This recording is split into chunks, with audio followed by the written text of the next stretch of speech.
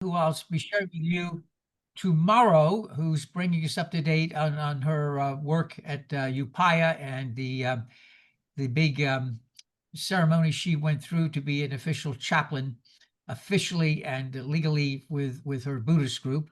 And she sent some pictures. Um, Let me remind everybody we have pastoral care sign up, and this is important. If this is something you would like a regular check-in, please let us know. We don't want one of those things. They never call, they never talk to us, and we've been offering this all the time. So please sign up. Tracy and I are meeting, much to her horror, next Friday. We're going to divide things up, go over the parish list and everything else. The parish list has been updated, except for my typing skills. Hopefully it should be somewhat decent. And I remind everybody, we have an all summer long, we don't take a break. I need to remind everybody of that because there are lots of congregations across the board that do. We don't. We have services all the time. We have book club. We have pastoral care. We have connections. And some of you will be doing social justice. And we hope that as you do social justice, you inform us so we can share everybody else in case they want to join you. There is a statue over here that you sometimes see, and people have asked what this is. Nikki Lindquist is in Florence. And my parents did something very wise. After I graduated from college, no, this is not Mark. After I graduated from college, they decided that I was more annoying than usual. So they sent me to Europe for 4 months, which was probably a good move. And I love Florence, absolutely love Florence. And I saw this statue, and it was made to be an early follower. That's just that simply. It's just an early follower. And I got this. And since I graduated from college about the time dirt was found in Miami, I won't give you the date, but this is a really cool statue, and I've had it ever since. And there we go. And I always keep that out there. All right, so Nikki is in Florence for the week. As we said, Danny had a birthday. Upcoming, we have a vet who served in the Army. Andrea, we have forget Andrea was in the Army, and she'll be on Memorial Day weekend. In June, Kenneth and Bobby Vance will be sharing. For those of you who may find this interesting, the next two shares, I'm going to be dealing with some theological issues. One is, how do you actually talk about God, especially in a day like this with everything that's going on? What words do you use? Oh, don't use. And it's not, it's just, it's an open discussion because nobody ever mentions the word or ever talks about the concept or lack of concept at all. And the next one we're going to talk about is that wonderful word. It sounds good. Sin. It has such a marvelous tonal quality. Sin.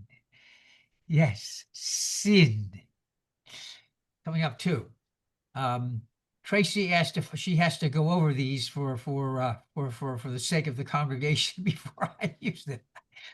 All right, so you can see the staff is all here today. We welcome Sarah. Sarah is Nick's mom, and she lives out in Alabama on the coast and has been following us regularly for years now.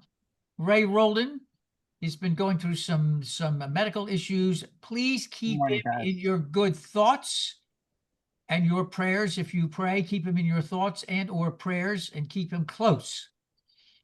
And on that good note, good morning. Good morning, Ray. We're keeping you close. Thank you. All right. So on that good moment, lighting the memorial candle. There are a couple of things I want to ask you to keep close. With all that's going on, people have forgot the Gaza Strip. And I think I'm lighting the memorial candle. Now, I hope you pay attention to this. You know, a majority of people in Israel do not like what Israel's doing, and everybody forgets that. There are a majority of Jewish people in the United States who are furious at the anti-Semitism thing because it's not anti-Semitism at all, and they're furious at the way Israel is treating a group that borders on genocide.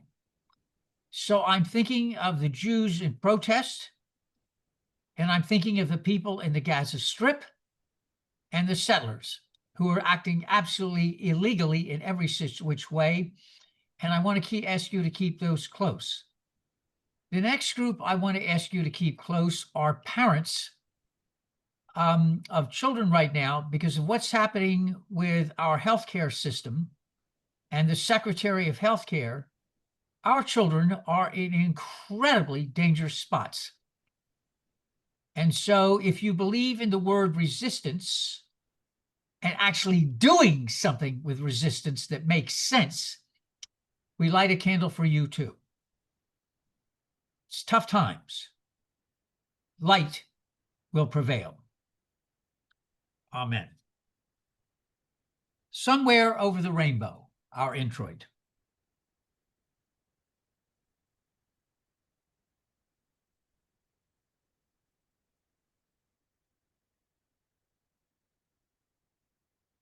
If we would read together, Mother God, when we base our worth on how much we get done, remind us that we matter because you have made us each precious and irreplaceable. Amen. And for those of you who would read the morning prayer together, learning to nurture ourselves, to mother ourselves, to parent ourselves. Out of the depths of life's torrents, we weave a prayer of stillness and enter into God's presence. Afloat in an ocean of need, we weave a prayer of direction and steer toward God's port. Amen. Our reading this morning is by Dawn Knickerbocker from White Earth Nation. The practice of mothering is deeply embedded in Indigenous communities and can be delivered by anyone who brings life, nurtures life, and cultivates the development of embodied love. The reverence and respect for Mother is one of the many things we have in common across Turtle Island, or North America. This is reflected in how we refer to the earth herself in our languages as Mother, the one who gave us life. In my people's language, Anishinaabe, the word for mother is ni mama. The sound mama are the same sounds in many world languages. It is said that these are the first sounds we as humans can make, and these sounds should remind us that all life is interrelated. We are all held in a nest of mutuality, connected to a single destiny here on earth. The mothering act of caring and nurturing one of us is to bring this mothering to us all. And now our responsive reading by those who wish. Dr. Ken, will you handle speaking for the congregation? Okay. Day said, rise, work. Sing for your mother. Dance for your sister. Say the words for your father. One day I will be an ancestor, and I want my descendants to know that I used my voice so they could have a future. The children are always ours, every single one of them, all over the globe. And I am beginning to suspect that whoever is incapable of recognizing this may be incapable of morality. Thank you. And one more reading. If you think about and feel it beautifully, more soundly, more clearly, you will understand that my ancestors are not behind me, but have gone before me into the future. Only my descendants are behind me, and they will follow me into the future. This is the truest way to think about our path, and this is the way to listen to the elders who are now in the future. This is why the native listens to the elders like the stone nations, the greening nations, the flying nations, the invisible nations, walking and water nations, as with Mother Earth. These are the path of the future. It is their experience that helps us in the present and those to follow. Tikosen Ghost Horse.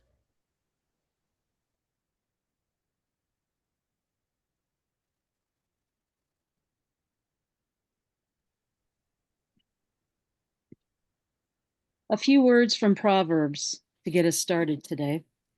This is Proverbs chapter 1, verses 8 through 9. Hear, my son, your father's instruction, and forsake not your mother's teaching, for they are a graceful garland for your head and pendants for your neck. Mother's Day has always been a difficult holiday for me, and I'm sure I'm not alone in these feelings of dread associated with this day.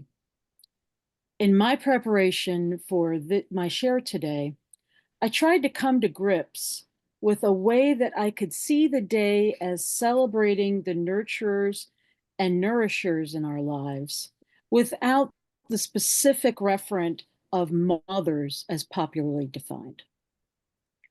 Our guiding questions for today, and I'd like you all to keep these in mind as we consider the meaning of Mother's Day, are as follows. What did your family pass down as nurturing, nourishing? What is your and your family's legacy of nurturing? Who nurtured you growing up? My relationship to my own mother and grandmother is complicated and often difficult to navigate, and has been for as long as I can remember. That said, I had a great deal of nurture and nourishment from other people in my life, from other family members, hi Shar, to friends' moms and librarians, and other adults I met at the bowling alley or the skating rink, teachers, neighbors, and even authors whose work spoke to my soul and kept me going. I've come to believe that this day is best observed as honoring those people who loved us into being, into wellness, regardless of relationship or gender or sex. Any living being can be a nurturer to any of us, and it is worthy to honor those connections with a holiday. I didn't know what the roots of the Mother's Day holiday were, so I did some digging and found some excellent information from Rachel Seidman, who is a curator for the Smithsonian American Women's History Museum. Mother's Day was an idea shared by a few different women in the US in the 19th and then 20th century when it finally came into being. The idea was first raised by Julia Ward Howe, abolitionist and peace activist, in response to the horrors of war. Mm-hmm. Then the concept was picked up by Anne Jarvis and her daughter, Anna Jarvis. I'd like to share some excerpts from Seidman's article here. We begin. Mother's Day in the United States has a history all its own, and it's more complicated than greeting cards might lead you to believe.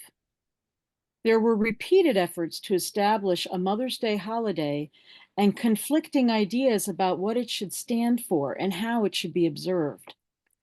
From a call for women to improve global policymaking and seek peace, to a day to honor women's work and role in the family, the history of the holiday reveals multiple insights into how mothers shape the world. Anne Maria Reeves Jarvis, 1832 to 1905, bore more than a dozen children. Most of the children died from diseases such as diphtheria or measles, which were common during her day in the Appalachian area of Virginia, later West Virginia, where she lived. Jarvis worked hard in her community to try to help other mothers and families avoid the tragedies that she had suffered. Jarvis the younger and Howe shared the belief that women, and especially mothers, were best suited to bring people together with a goal of peace. After Anne Jarvis's death, her daughter, Anna Jarvis, 1864 to 1948, set out to honor her mother's legacy by establishing a National Mother's Day on the second Sunday in May, which is the day her mother had died. President Wilson issued a proclamation of the first National Mother's Day just before the start of World War I in 1914.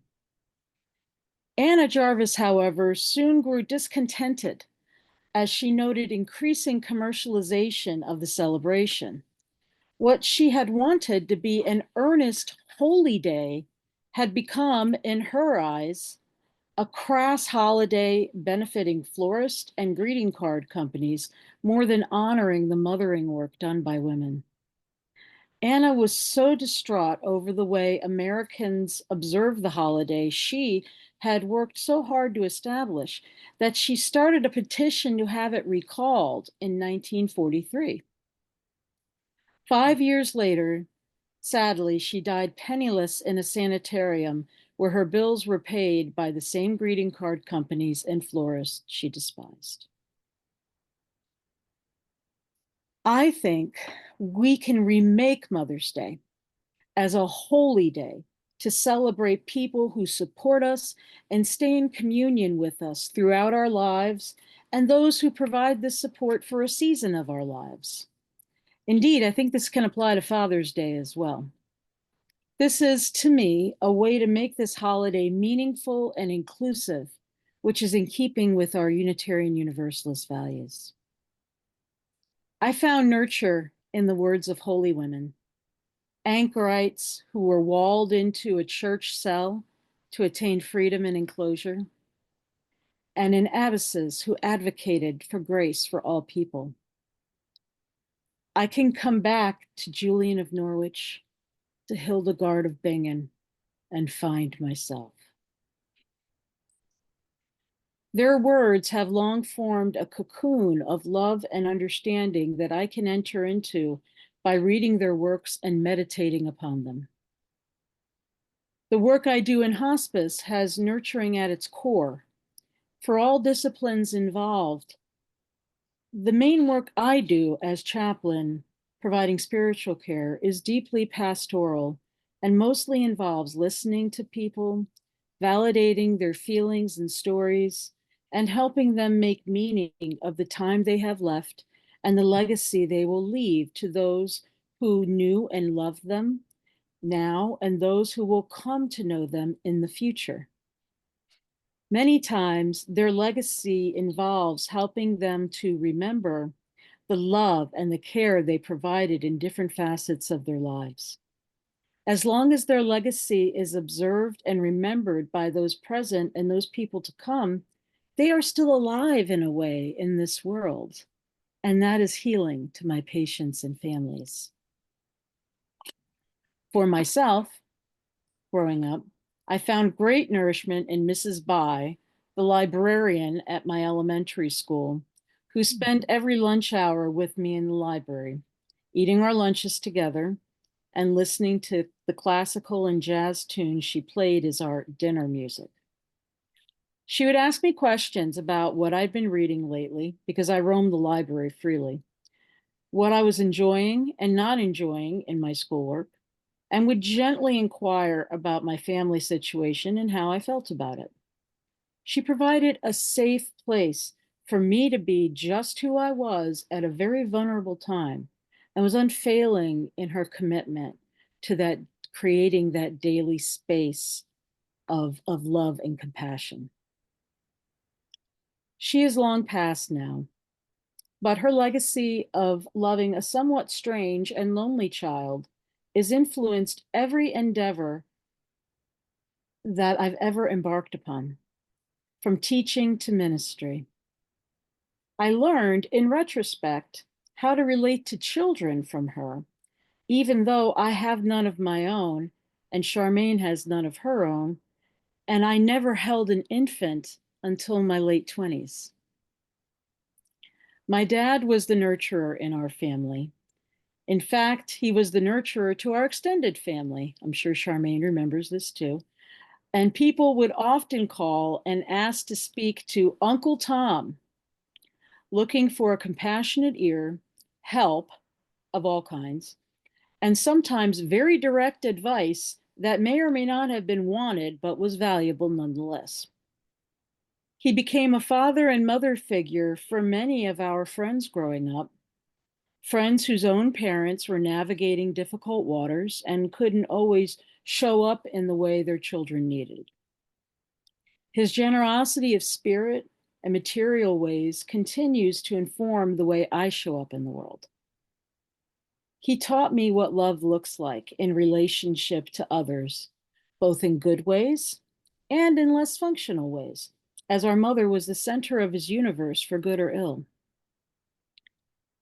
Every person who provides nurture and nourishment for other people is complex and contains multitudes. And we do our beloveds a disservice if we see them in black and white terms as all or nothing.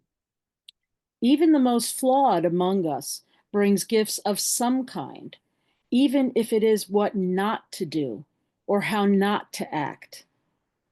This does not mean that we must stay in relationship with these people if they are toxic to our spirit or have harmed us in some way. I merely suggest that we can usually learn something from the experiences that is useful to us somehow. So again, I ask us to consider the questions we began with today. What did your family pass down as nurturing and nourishing? What is your and your family's legacy of nurturing? Who nurtured you growing up? And what is the legacy of nurturing you wish to pass on to others?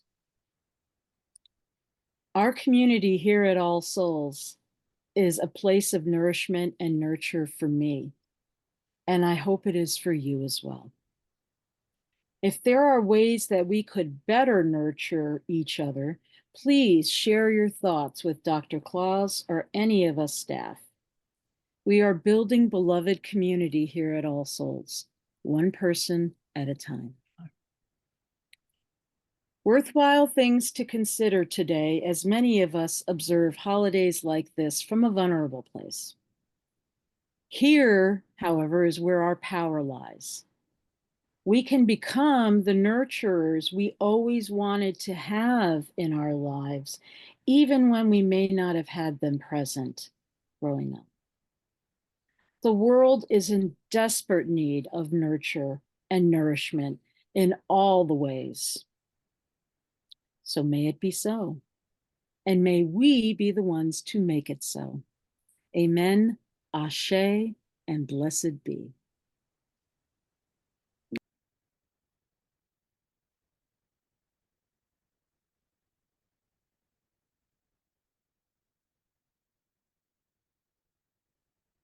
I'm often reminded of parables and stories when it comes time to an agape.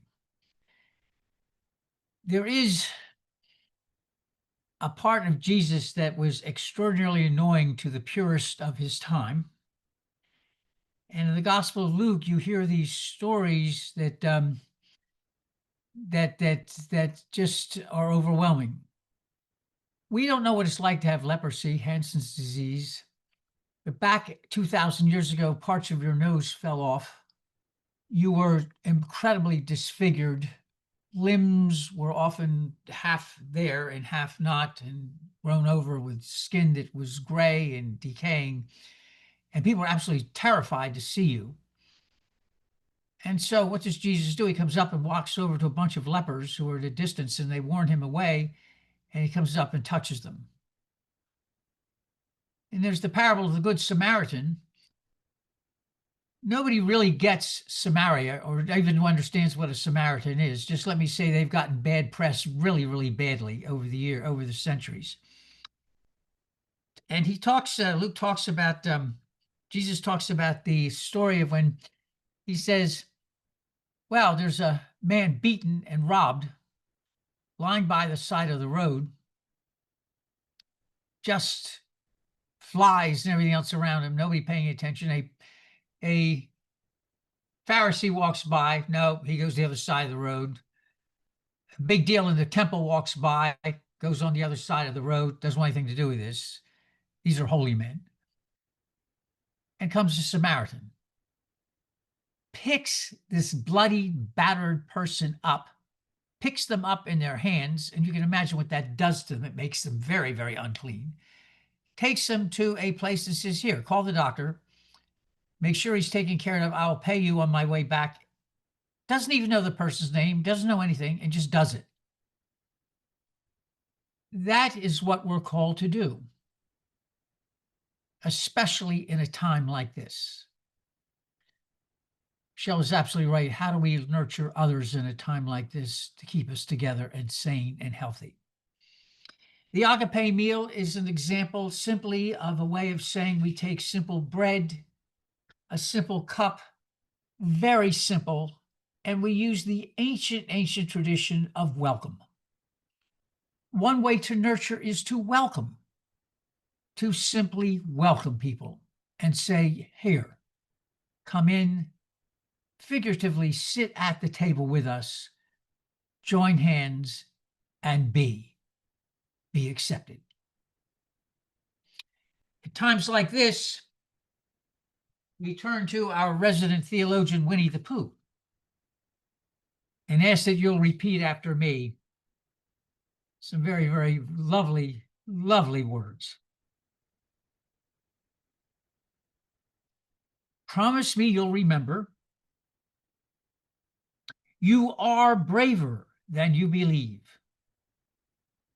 stronger than you seem, smarter than you think.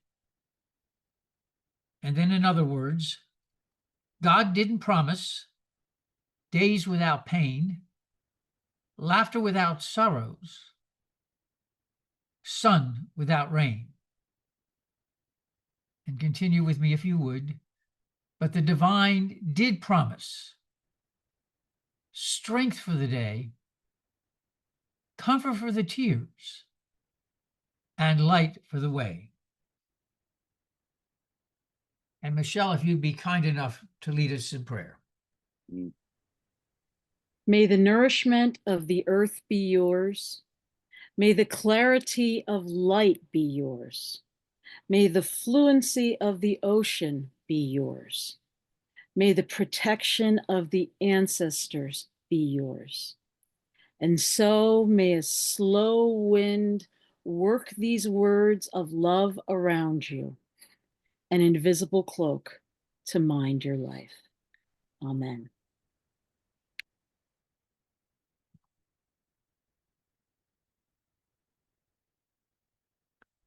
Our final blessing is a combination of an old Irish thought and Hinduism.